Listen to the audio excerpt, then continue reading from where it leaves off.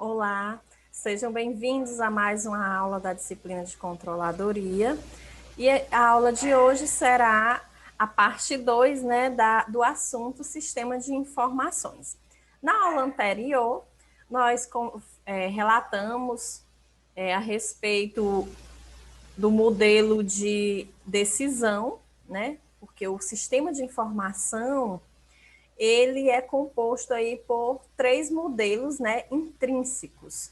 E quais são esses modelos, né? O modelo de decisão, o modelo de mensuração e o modelo de informação em si.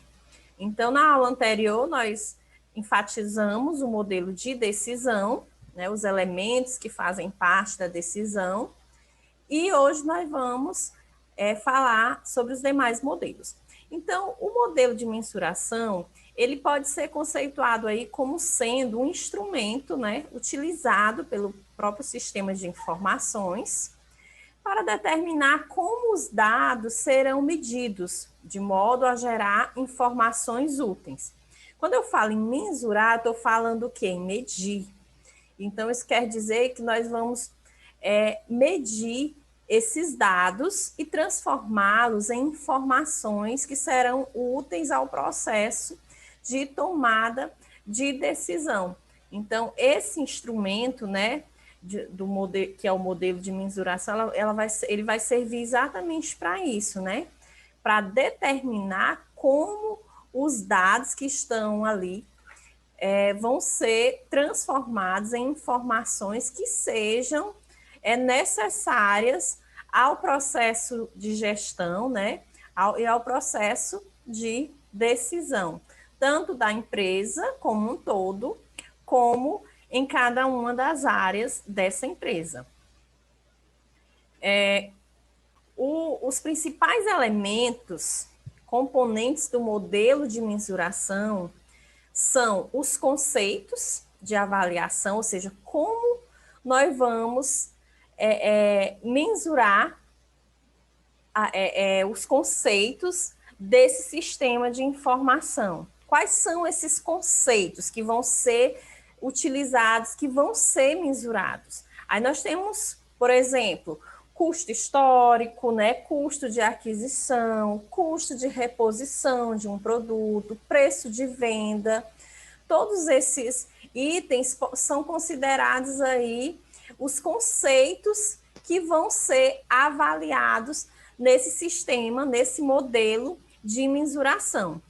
As equações geralmente são as fórmulas, né, que são utilizadas para se atribuir um valor a esses conceitos. Então, como eles vão ser medidos? Como eu vou chegar a um valor determinado?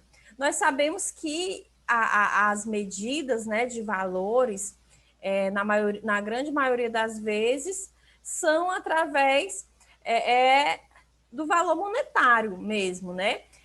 Porém, nós sabemos que não é somente isso que conta. Hoje, nós podemos levar em consideração, dentro de uma empresa, ao avaliarmos alguns conceitos, nós podemos levar em consideração algumas características, né? Como, por exemplo, a questão da confiabilidade, a questão da clientela já estabelecida. O que nós podemos citar mais em relação às equações, né? Para se avaliar aí um conceito, né? A ética, a confiabilidade. Então, nós temos inúmeras características, né? Itens qualitativos que também podem compor esses conceitos.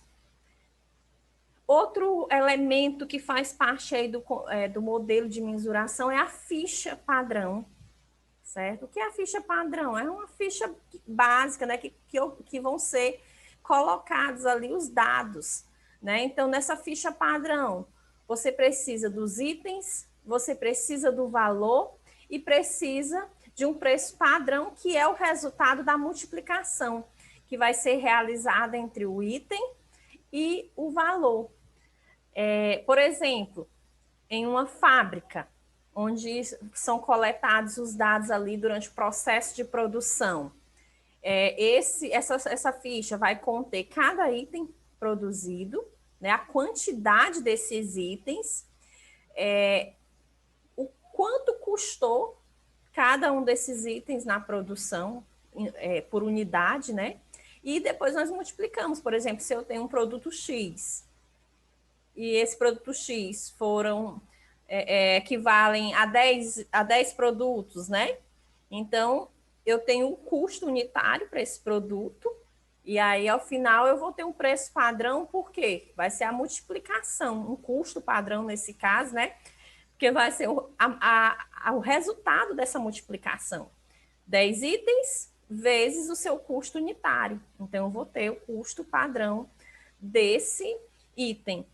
E assim sucessivamente. O modelo, gente, de mensuração, ele abrange aí as seguintes decisões. Quais são os eventos, né, ou os objetos que devem ser medidos? Então, você percebe que é um sistema, um modelo dentro do sistema de informação que é específico para mensurar, para medir. Porém, muitas vezes, ele tem que estar acoplado aí ao modelo de decisão. Por quê? Porque algumas decisões vão ser tomadas. Como assim, professora? Por uma decisão, que eventos nós vamos mensurar? Né? Que objetos vão ser mensurados? Isso aí são decisões que devem ser tomadas, né, pelos gestores. E, consequentemente, essas decisões elas vão fazer parte aí do modelo de mensuração. Qual é a unidade, por exemplo, mensurada que vai ser usada, né?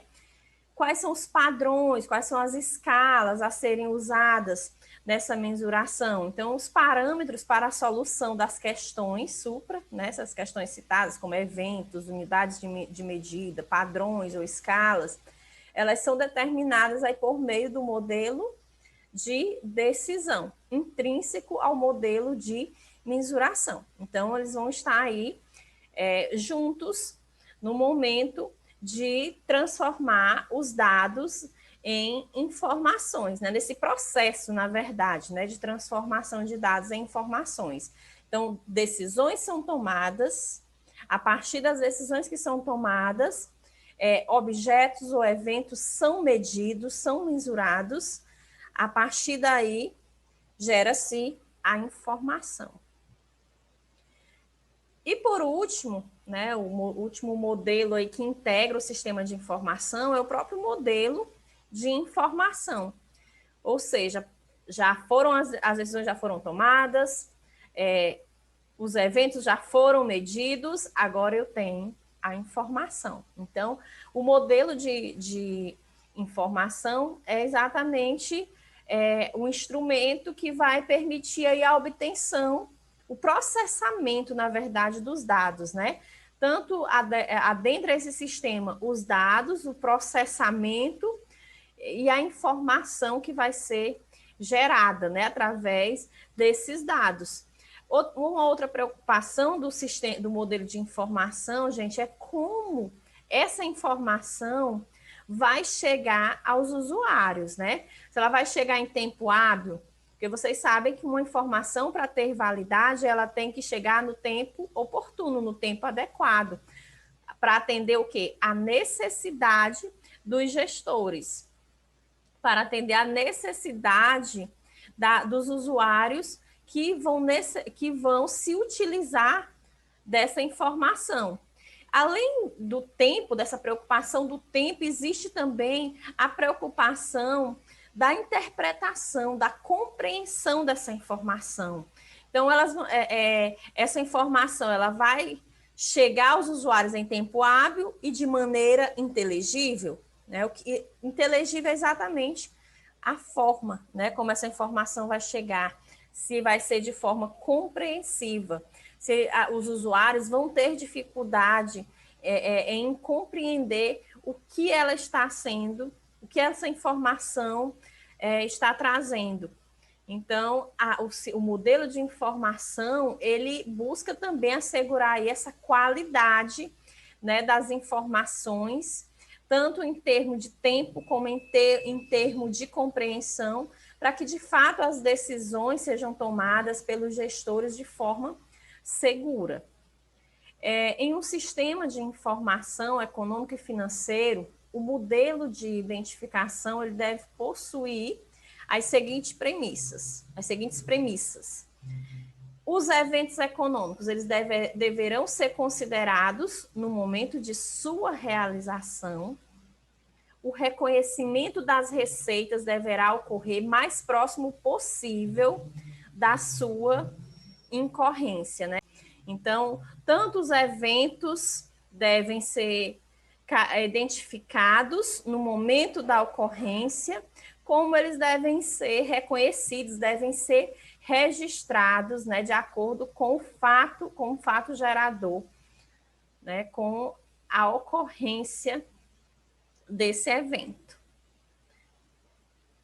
A classificação e o enquadramento dos eventos deverão ser efetuados por área de responsabilidade. Nós sabemos que a empresa ela tem várias áreas, né, vários subsistemas, e cada uma dessas áreas tem as suas responsabilidades, tem a sua tem as suas necessidades. Então, na hora de distribuir essas informações, tem que ser de acordo com a necessidade específica, certo? Dessas áreas. Os registros deverão atender à ordem cronológica dos eventos econômicos e deverão ter uma amplitude maior que a requerida pela contabilidade tradicional. Nós sabemos que esses registros estarem em ordem cronológica já é um fato costumeiro, né?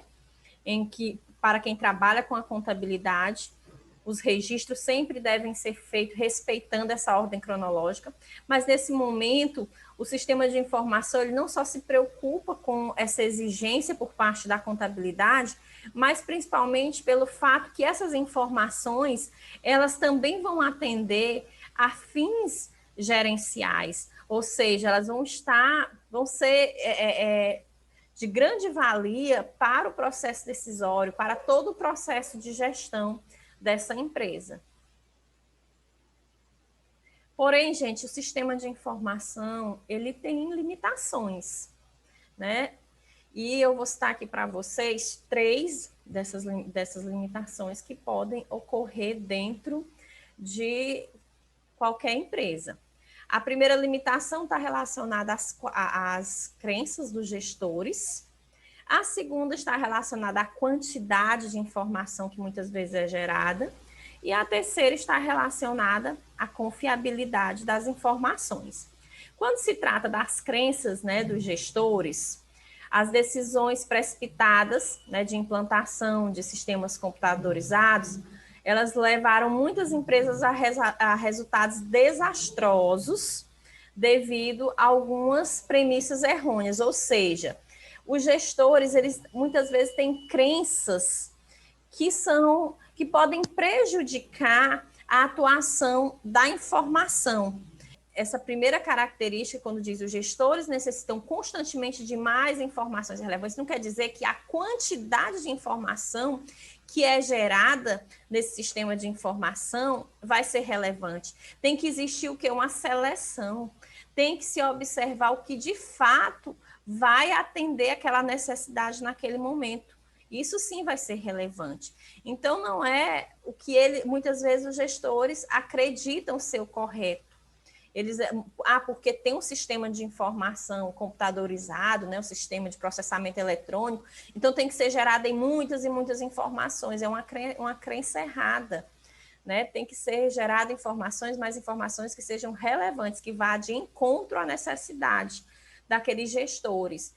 E eles e outra ideia errada que as informações que devem ser geradas pelo sistema de informação tem que ser a que eles desejam, e também não é dessa forma que funciona. Nem tudo que o gestor deseja é de fato necessário, é de fato relevante. Então, esse tipo de crença prejudica muitas vezes a atuação do sistema de informação. Uma outra ideia errada por conta dessa crença dos gestores é que, se houver o fornecimento de informações necessárias aos gestores, seu processo de tomada de decisão melhorará. E não é suficiente que as informações sejam necessárias. Os gestores precisam saber o que vão fazer com elas, né? Porque elas vão dar o quê? Suporte. Elas são necessárias, sim. São relevantes, sim. Mas elas vão estar ali para dar um suporte. Então, eles têm que saber como agir diante dessas informações. Outra ideia errada que eles têm, que a maior comunicação significa melhor desempenho. Pelo contrário, muitas vezes, pelo fato da empresa ter muitas áreas, muitas vezes é necessário manter um certo sigilo para evitar problemas de conflito, de rivalidade, enfim, entre outros, né? Um gestor também não precisa saber como o sistema de informação funciona, apenas como usá-lo. Olha só, que ideia, que crença errônea, né? Um gestor não precisa saber, gente, claro que precisa. Ele precisa saber, sim, o sistema de informação, ele funciona, sim, mas eletronicamente, né, os dados são processados, mas eu preciso saber como esses dados, né, passaram a integrar esse sistema de informação, por que eles estão ali. Eu não preciso só manusear, é uma ideia altamente errada. É como a contabilidade. Porque o sistema ele já dá as noções, já coloca ali o débito e o crédito, eu não preciso saber a natureza das contas. Claro que eu necessito, eu tenho que saber exatamente por que aquela conta foi debitada, por que aquela conta foi creditada. Então, as informações que vão estar ali dentro daquele sistema de informação têm que ser de conhecimento, né, dos gestores. Ele tem que saber, sim, por que ela está ali, né? Então, ele, além de saber como usar um sistema eletrônico, ele tem que saber também como um sistema de informações ele funciona, certo? Outra limitação é a quantidade de informação gerada, como eu disse para vocês.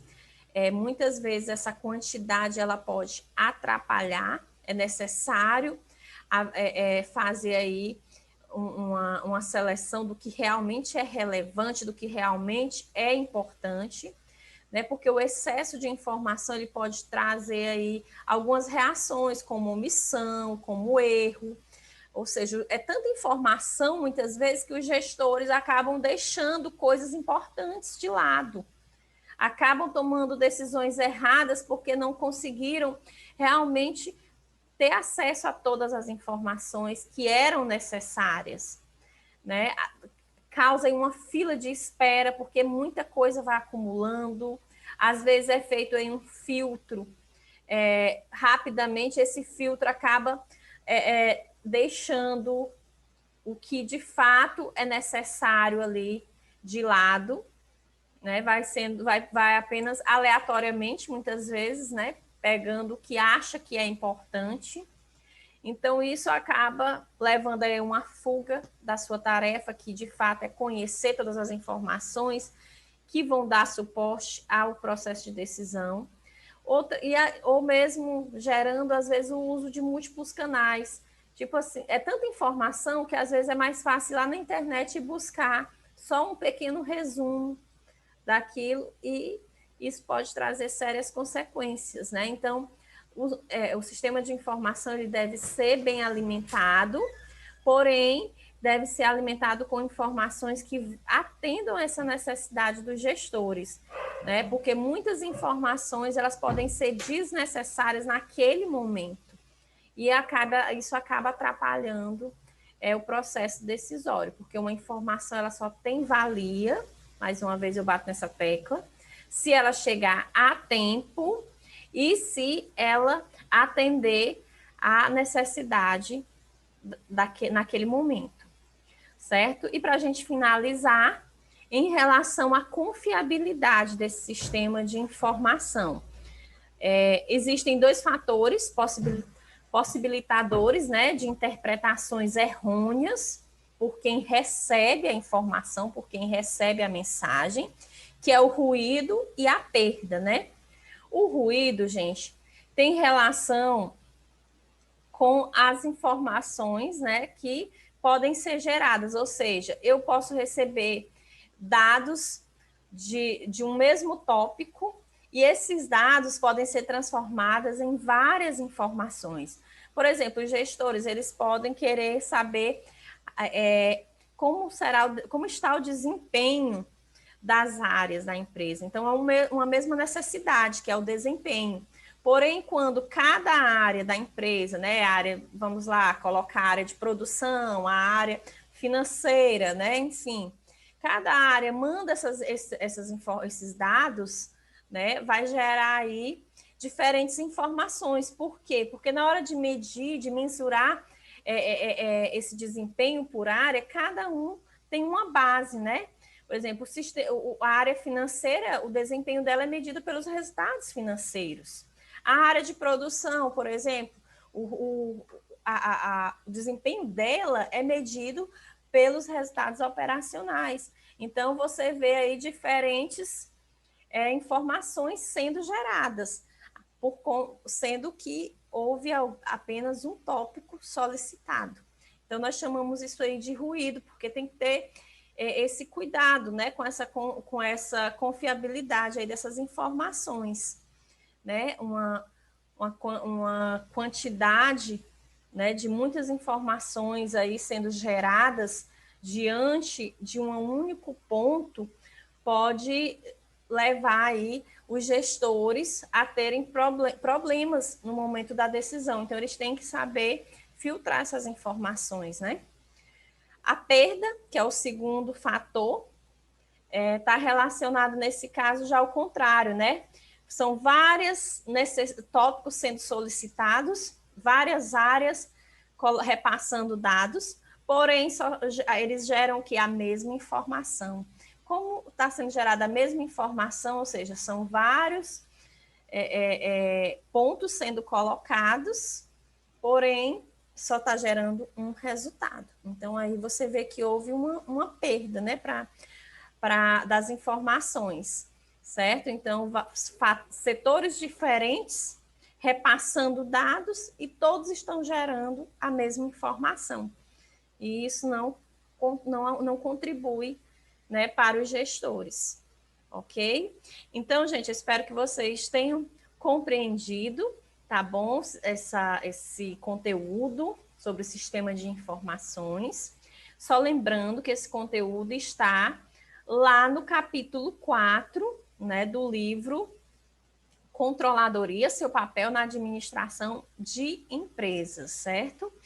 Muito obrigada pela atenção e até a nossa próxima aula.